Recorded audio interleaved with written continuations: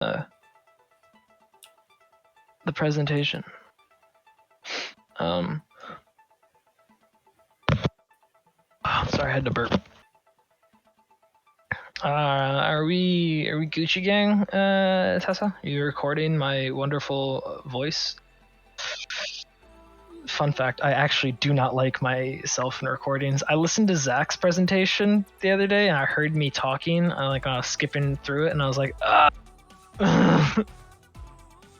Felt like my soul got ripped out. But hi everyone.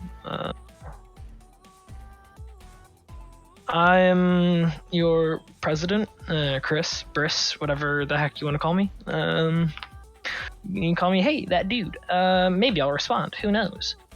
Welcome to the Photobashing Workshop, Part 2, Electric Boogaloo. Zach, before he left, actually did a Photobash demo and workshop.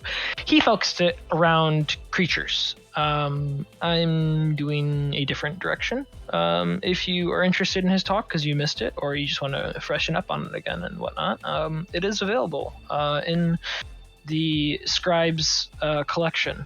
Yeah, Tessa is very organized. There's a link to the video right at the top of the notes. It's very pretty. It's very nice. Very easy to navigate. So, for those of you that do not know, what is photobashing? It is extremely hard to do it well. It is a technique and a tool, and it's not a crutch or a cheat. And I'm going to come back to that. It consists of merging and blending and painting photographs or 3D assets, and essentially pushing it all into one final piece. It's used by concept artists to speed up their workflow and achieve a realistic style. Feng Zhu, one of the artists that we talk about a lot around here, was actually one of the first, if memory serves me correctly, he was one of the first to really break their ground with photobashing and utilize it in his process. And it's something that made him so quick and so fast that he was just he was a menace in the field. Photobashing allows concept artists to work faster than usual and reach higher levels of detail by adding realistic photo elements into the environments, props, or characters, whatever you're working on. To use successfully, you still have to have a functional understanding of lighting, composition, and form.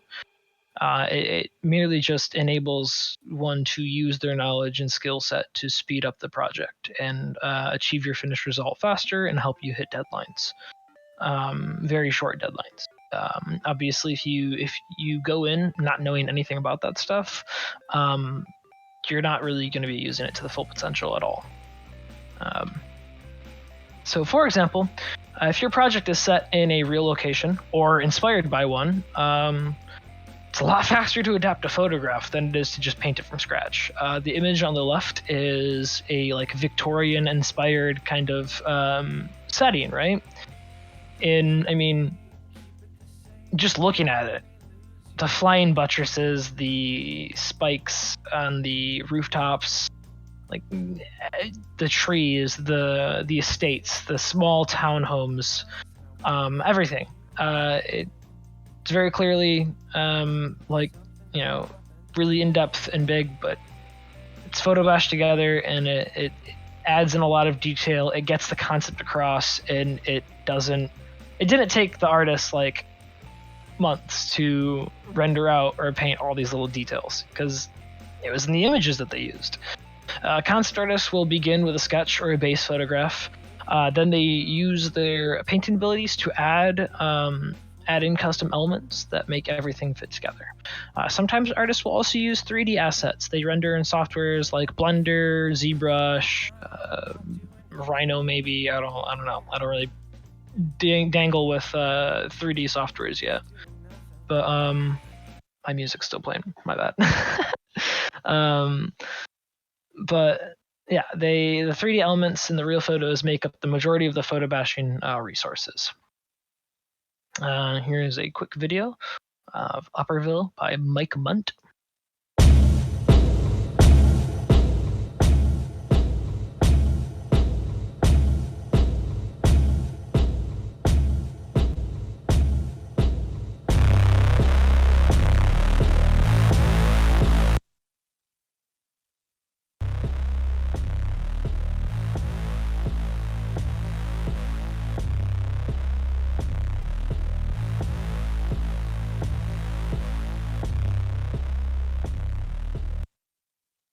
It's really fast. It's 33 seconds. So we're gonna take it back some. So they started out with a really, really rough, just thumbnail, right? Kind of sells what they're going for, and then their next step is that they put in what their foreground was.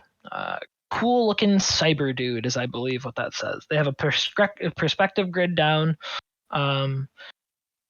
They put in their cool looking cyber dude, and then following that, they adjust some stuff. They add in a ground plane. Start throwing some other stuff on top. They add in like that railing that you see. Start building up that ground plane even more. Try and get the look of like a multi-leveled cyberpunk city, right? To add in some other little details, just elements that scream very cyberpunk-esque. And then they start adding in size variations, and you start to realize, like, oh, those earlier forms, these are actually buildings, to really help push and elevate like the scale of what this character is looking down at the world. They start adding in their lighting, put in some other side planes because they probably just didn't like that weird, very hard, flat gray right there. They add in a couple more levels,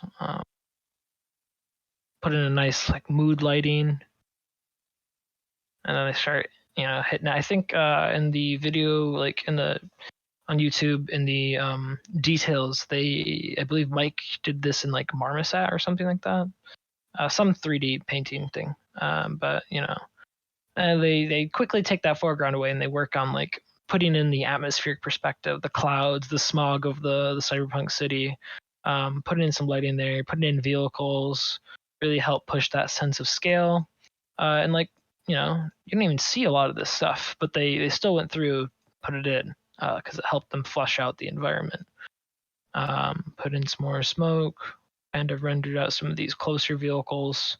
Started putting in like little cyberpunk details, the holograms, kind of like some Blade Runner elements, right? But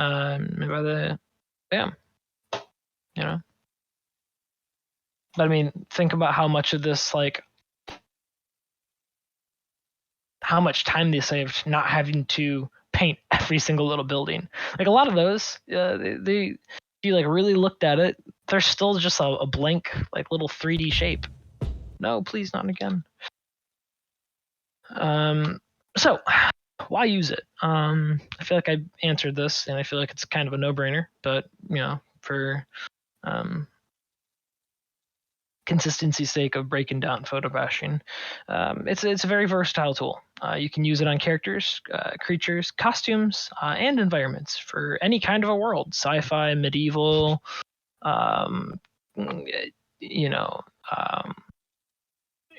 interterrestrial, whatever the heck the name for aliens and stuff is. It helps add realism, or just overall helps you get to your deadline like a lot quicker. And as concept artists, we're in charge of figuring out the look for everything in a film or game, from barrels to the main character and everything in between. And making a game or a film, it's a lot of work. And more often than not, speed is of the essence, right? And the use of photos, it's not a substitute for one's artistic ability. It's just a way to speed up the painting of their highly realistic images, because it's less detail work that you have to go in and do. Most professionals who use photobashing are confident artists who could create similar designs and concepts without the aid of photographs. Give someone enough time, and sure they can. But would someone want to figure out the architectural details of everything in a week turnaround when they can just pull up photos and photobash it? No, probably not. They wouldn't want to do it the independent route. Some might, but that I guess kind of just comes down to a personal preference of work methods. Art and stigma. So something to note with photobashing is it's a double-edged sword, right? It's a really big controversial thing. There's a lot of debate of its legitimacy as an art form. It's a lot of people like have that initial reaction of like, oh, you're cheating. You're cheating. You didn't draw that. You took a picture and like bashed it in. That's cheating. It's considered by some to, while being an art form created digitally, it isn't true digital art. And the defining line comes down to the differences of using references to inspire and not directly like working with them in the artwork. And while it's a powerful tool, some digital art contests will actually reject entries if they're photobashed. So if you're a person that does like the ArtStation challenges and contests, read the rules very carefully if you want to utilize this as a method. Maybe it's something that it's okay for you to do in the like thumbnail or like sketch phase, but as soon as you're working and moving on to like more final variations, it's something that you'll have to take out and work on yourself. But to be frank, concept art is just built different. Its primary purpose is to design and visualize. The artistic vision is much less important than having a finished design that clearly communicates the ideas of the concept. And if you're a concept artist and you can't convey an idea, you're not doing your job. If people don't know what you're trying to show them, then at that point you're just wasting time. So yeah, we as concept artists, we do use these methods because it's in the nature of what our jobs are versus other illustration fields. Real quick, anyone see anything wrong with this image?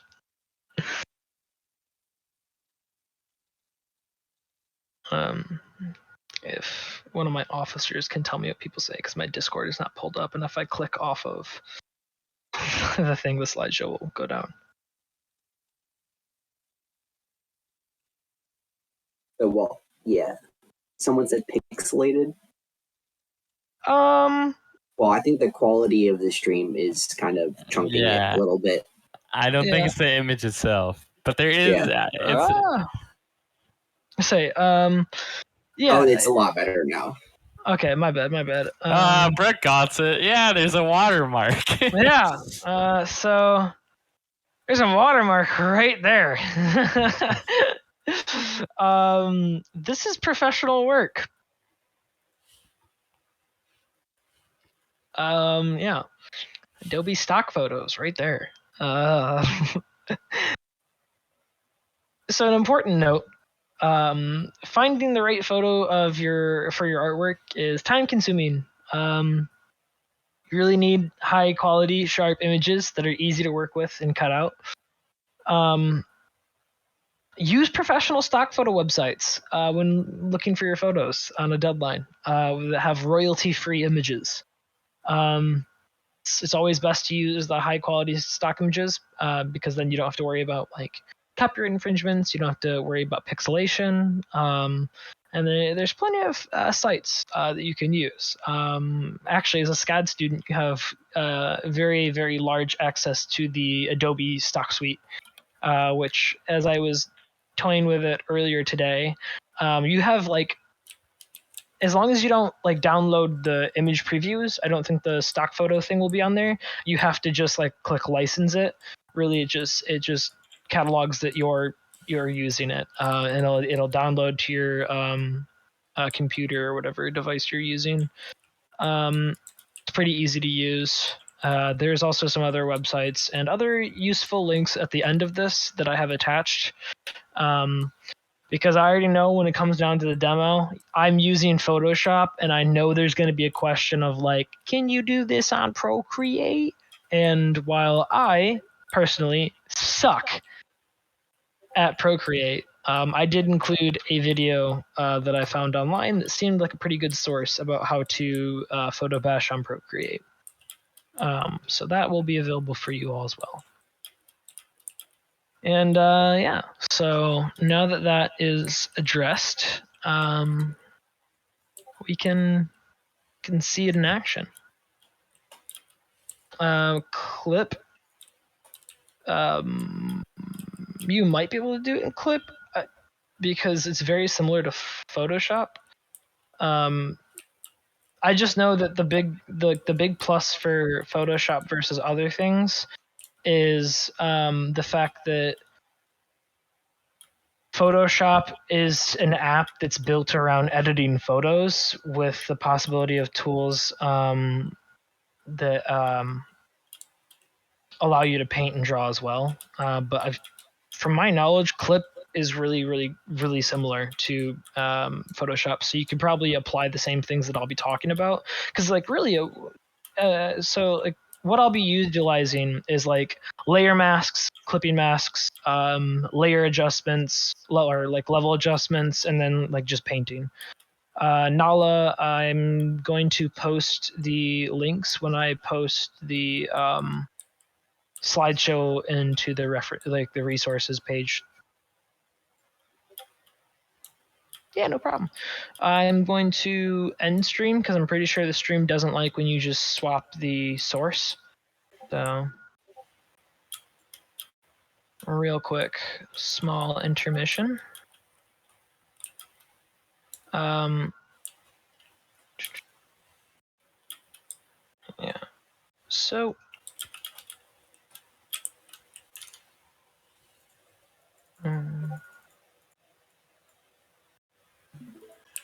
Okay. Oh, dang. Snowstorm. Spooky. I hope you're safe. That doesn't sound fun. That's coming from a northerner that likes the snow. I like the snow when it's not storming. So yeah, a lot of what I'm using in my method is actually from one of the people in the useful links, Imad Awan. I really liked his tutorial. It was very easy to follow along. It was explained very concisely, even down to like when he is like alt clicking on a layer because there's apparently a command to clipping mask something that I didn't know about until now. So the method that he was going about, he started with something that he called his like base plate, right? And so we got this, and then I went through and I found a sky that I liked to find out where I wanted my horizon line. And then following that, I went through and I kind of took like blue tones that obviously vary and change with how far into the atmosphere they go, just because atmosphere perspective.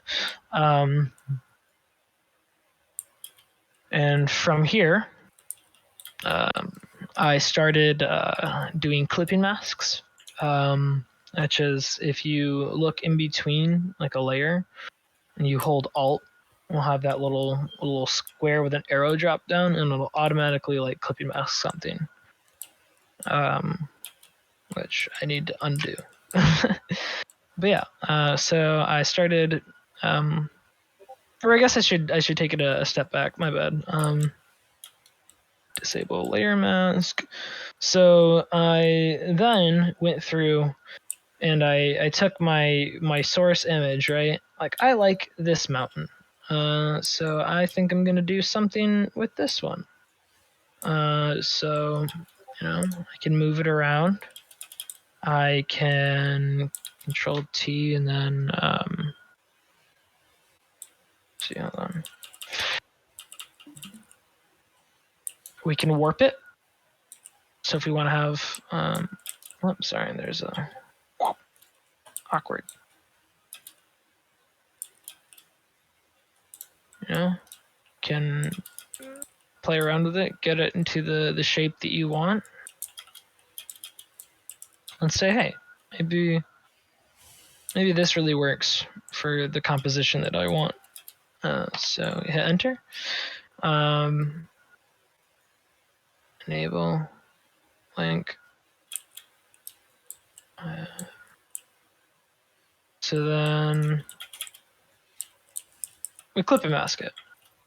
And so, well, what really does that mean? So it ties everything to this image, right?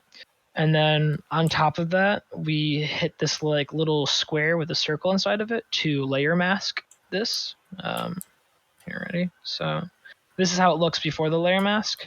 So we layer mask it. We get our paint bucket tool, and clicking on that layer mask, you hit that. It goes all black, right? And so basically what this does is, following this, it preserves the photo's identity, and it won't like alter anything when we start to paint over it. And instead we can go in with like a white, and let's see, what brush do we want to use?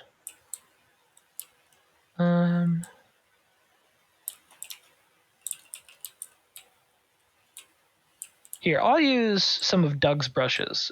Doug is a professor at our school, and he very graciously gives out brushes to his students. And so I want to have the fun of like experimenting with those. Yeah. Oh, thank you, Will. Yeah, Doug. I still can't pronounce his last name, so. It is Doug Sirois. You might. What? It's I thought it was spelled like. Syrah. Yeah, it's spelled like it should be pronounced weird, but it's pronounced it's like exactly as it's spelled. I was picturing something like LaCroix or something like that. Yeah, no, it's Doug just Doug Sirois. Sirois. It has an S at the end. Yeah, you gotta say it. So basically, on this, on that layer mask with the, after we paint bucket tool all black, you go through and you start painting in with a white to kind of pull out these details.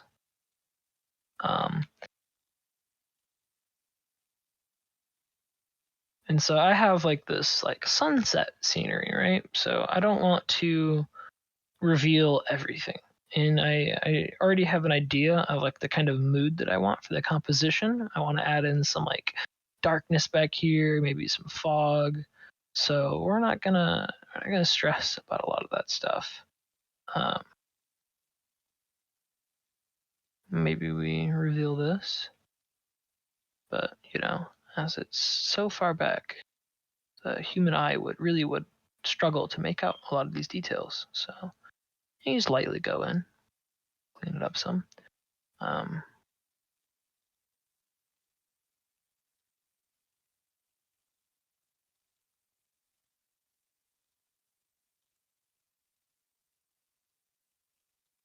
Maybe I want this, because it juts down right there. Maybe I want this edge to catch some of that light.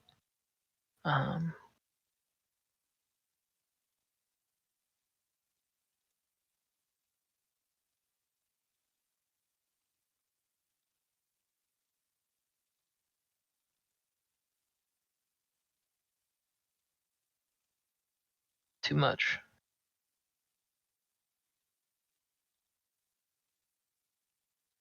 So then it's like, okay, well, to balance it out, we don't want to just focus on one area and lose track of the entire composition. So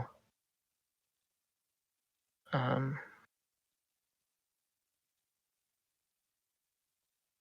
this is actually one that I wasn't quite happy with because here, I'll just show y'all. So layer mask. So I thought I found a good image for what I wanted, right? But what I wasn't paying attention to is in the actual thing itself, there's atmospheric perspective and there's like this blue rock. And you know, obviously, that's not really what I'm trying to shoot for. So maybe instead, let me slide it over some. And now we layer mask it. Go to our paint bucket tool. Boop. And I get to go into the fun part of just kind of carving it out. So this one's really, really pushed into the foreground, right? So I think I want less, much, much less of it to be seen.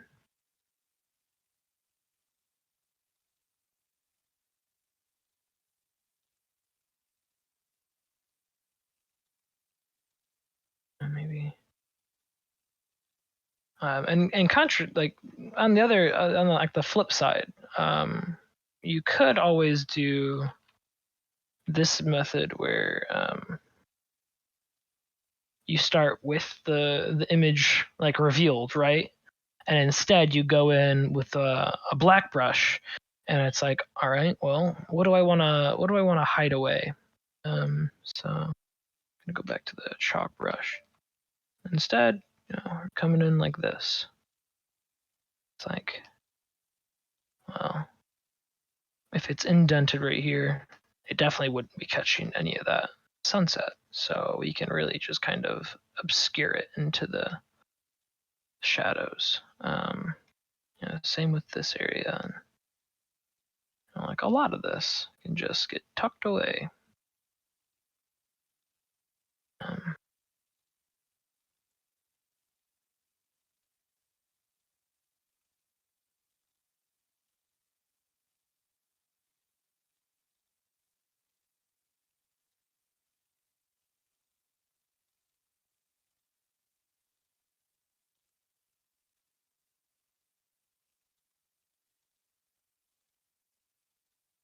And the same time, I went through and I did some other things. Started adding in. I really wanted that water reflection to reflect that sunset, and give that illusion of like really far into the distance, to the point where like the sky and the water just kind of become one. And then got my boat. It's a 3D, I think. Yeah, it's like a 3D asset that I just looked up online.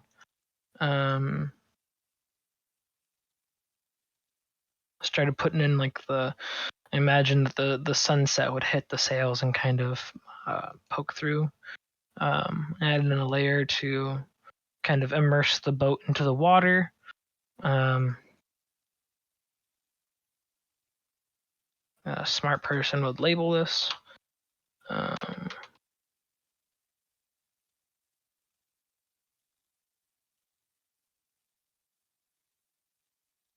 I put like a nice kind of benet over it. Get kind of help push the focus down in here. I'm probably going to go through with some clouds, and I want to do like a nice little overcast. I actually also mirrored it and then slid it down here to darken up the water's edge over here to again kind of push that focus and over here, get like less distracting. Wanted to cover up the reflection.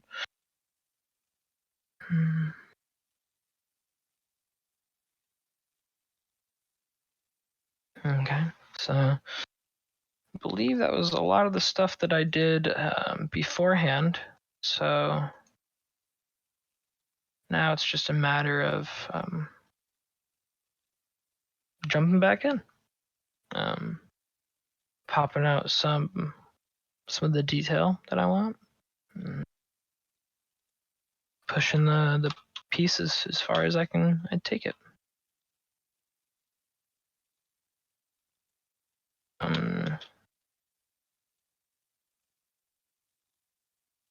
So I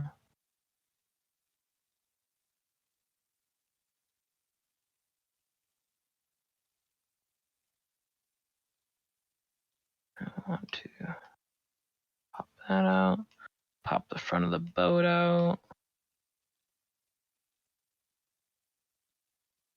the sun to hit it. A lot of the stuff in here, though, like I don't quite really care for, or I'm worried about. I already know, kind of what my plans are for the composition in the piece. So I'm not going to waste time with areas that I just don't really want to engage with. So yeah, because right now,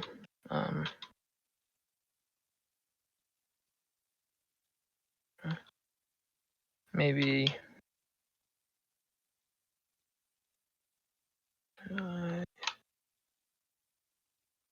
touching up these sides, right?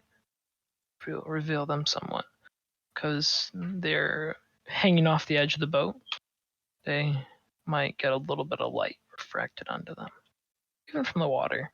Might reveal some of them. So pop these out. The oars, don't want those to get lost. And I work way too close sometimes. I know something that Zach had mentioned when he gave his talk was working very pulled back.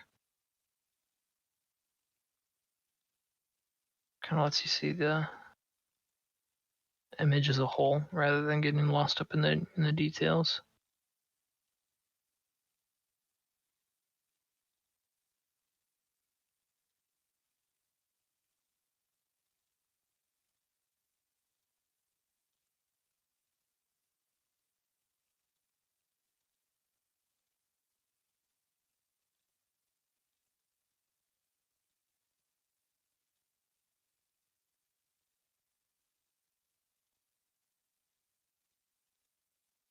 I don't mind popping out some of these edges, but I don't want to pop out anything that is inside the boat, because none of the light would really hit right there.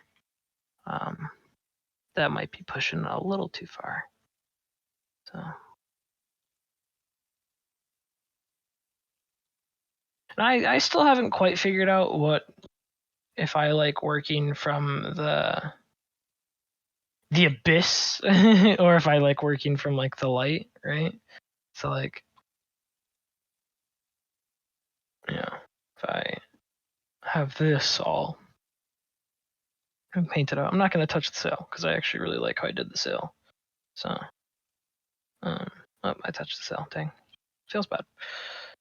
Here, we'll just blend that one out actually.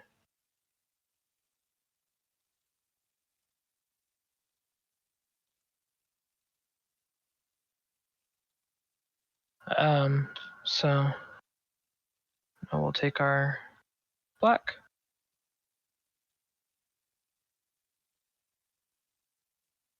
And now we'll go with. So this is really far pushed back, right, from the light source. So I might just cover that up. Same with this stuff. This is really just that flat backside. Maybe underneath might catch some light, but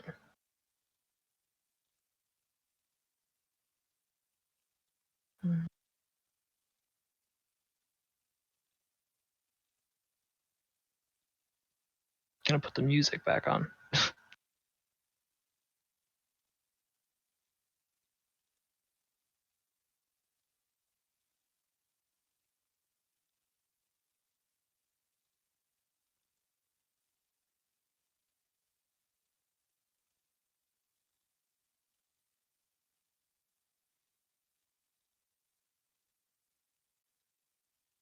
And then do another layer where I'm actually going in with color, not just like the black and whites.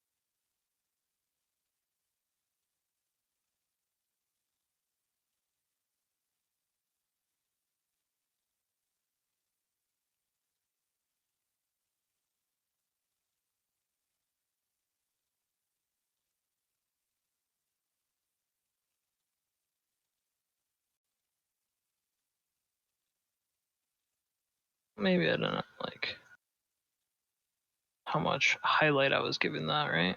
So can tie in the blue from this. A shadow.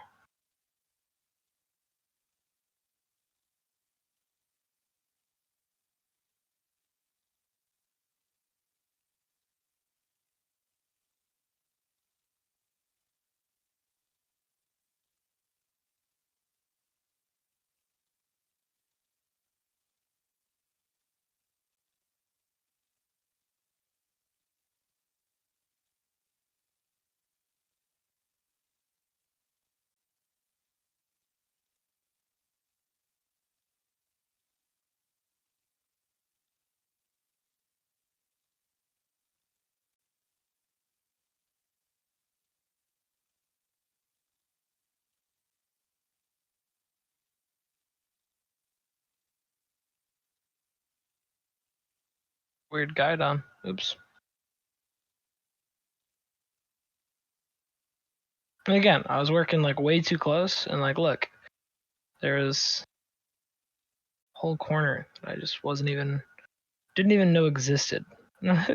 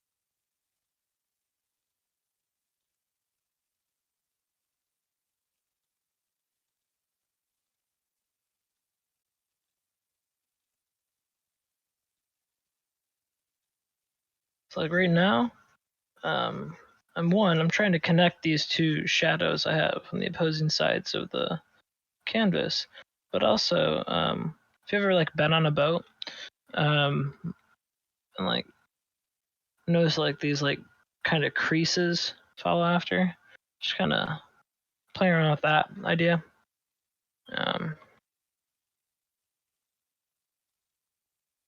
Might be a little inaccurate because I don't really know what kind of a splash effect having like 8 oars rowing really would have, but hey, it's okay for the purposes that we are using this. It's okay.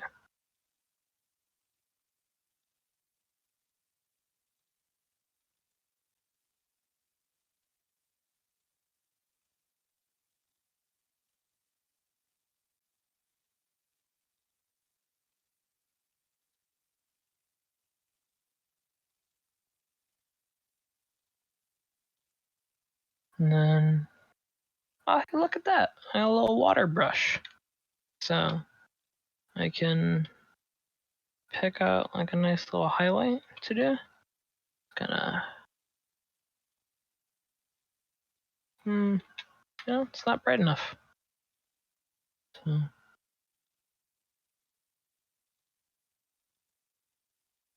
yeah.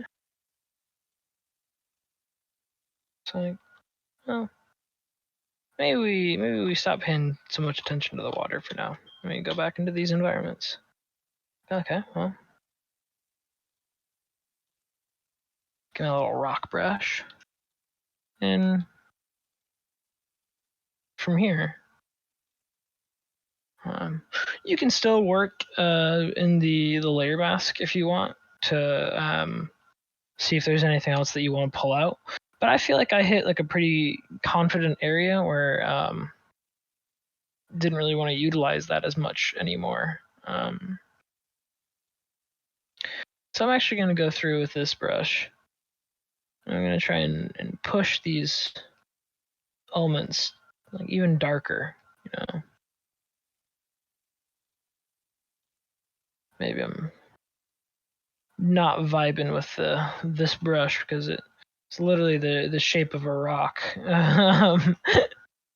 So let's switch it up to something else that we can use.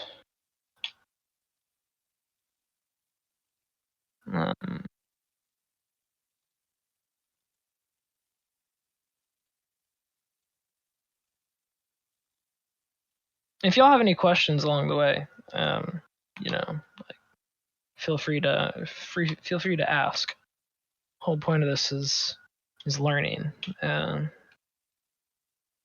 Yeah.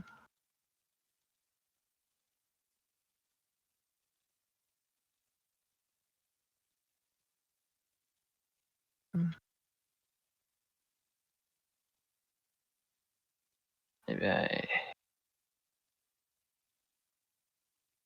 So at a certain point, with clipping masks, depending on the opacity of the layer that you're working on, you might not even be able to like push it after a certain bit. So like right there, I freed that layer up, and you know, I'm gonna go in now that it's on its own to really exaggerate the backsides of these cliffs.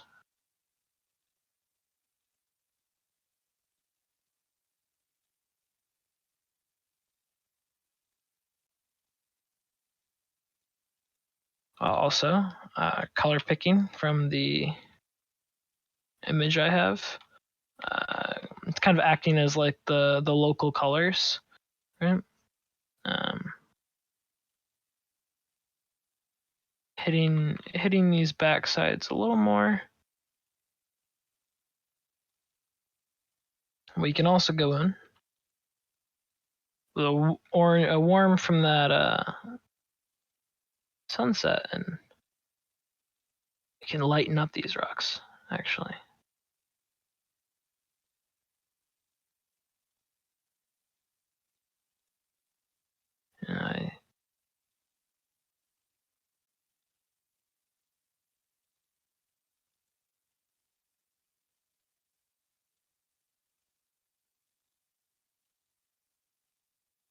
Similar to how we did that over here with the sail, you know.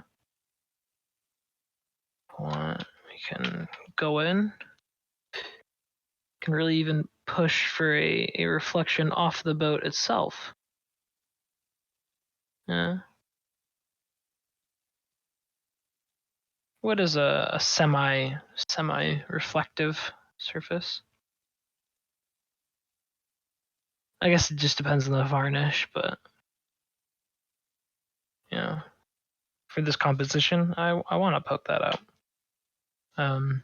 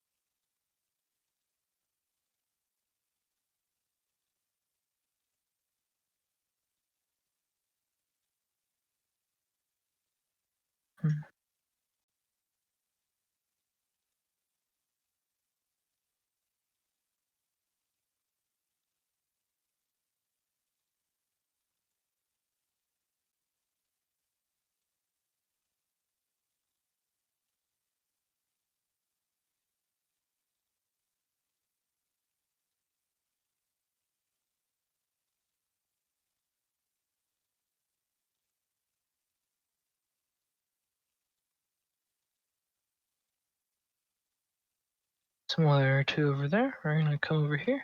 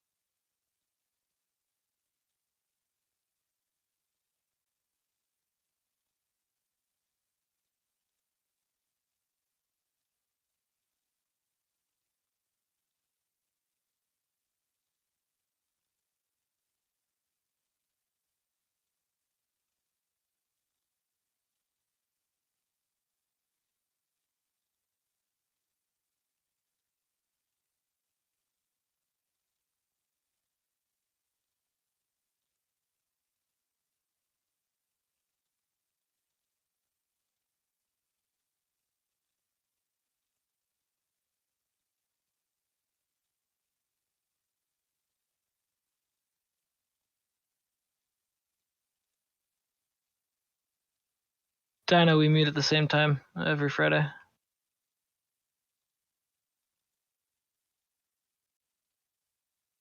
If anything, you're breaking our heart showing up late, you know? And I'm saying?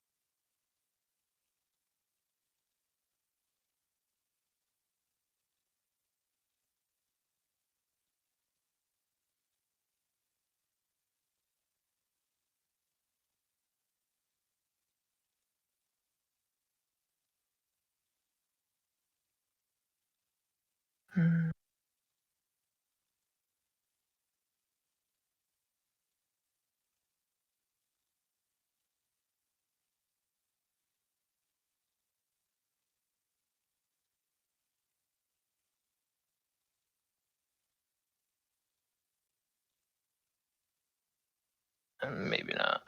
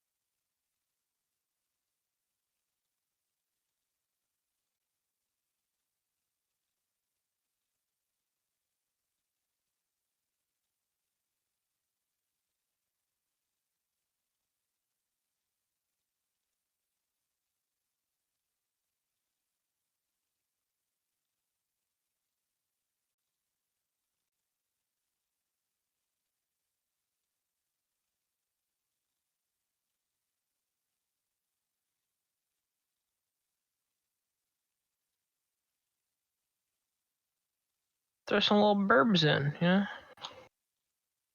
Maybe one's flying real low.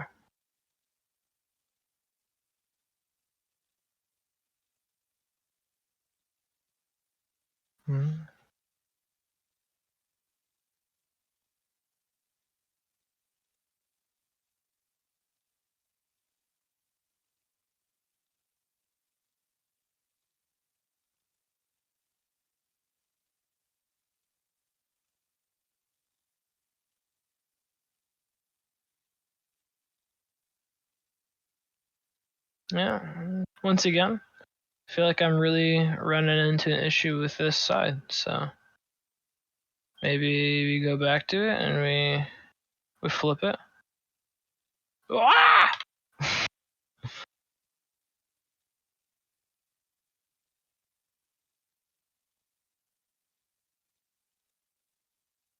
Okay, so it is not liking us, so we're just not gonna touch it. Peep the Adobe stock photos.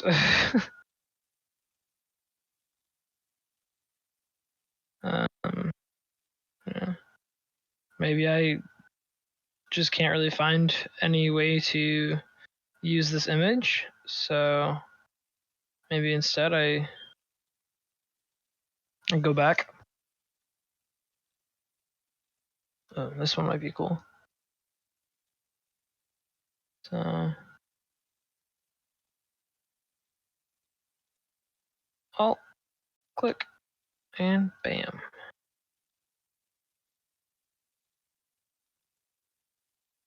Yeah.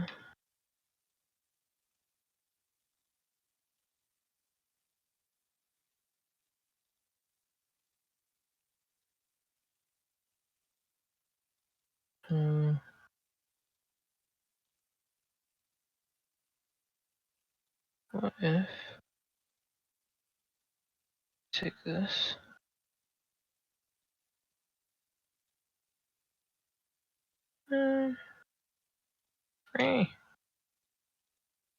Rasterize so we can edit it.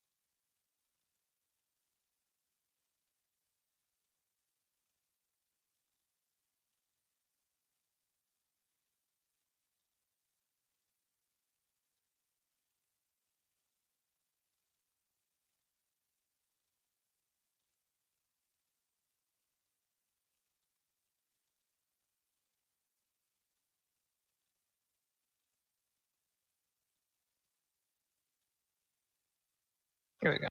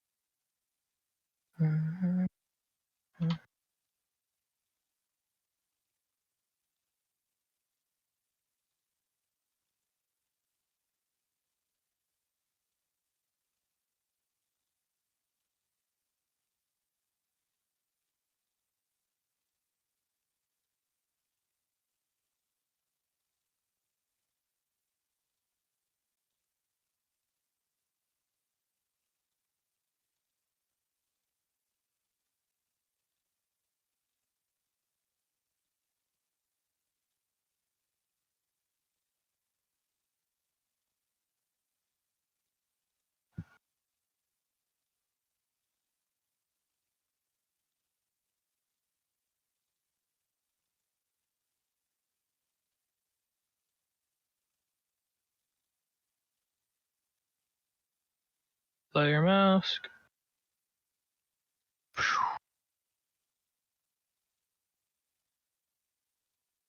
Shoot.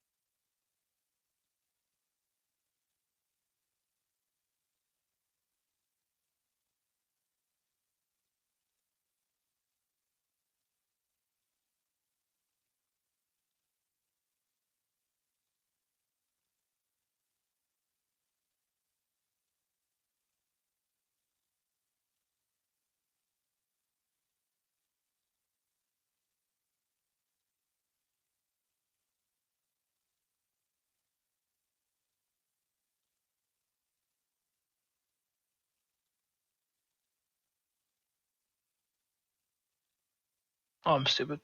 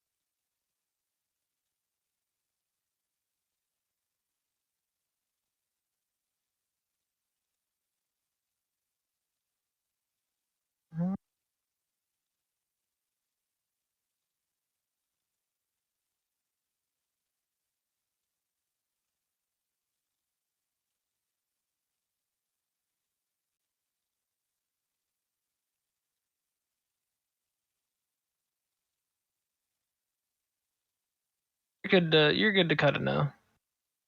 Yeah. I guess for the recording's sake, thanks for coming out. Hopefully you learned something. If not, hopefully you can learn something from the links that I provided. Sorry if this wasn't what y'all were expecting.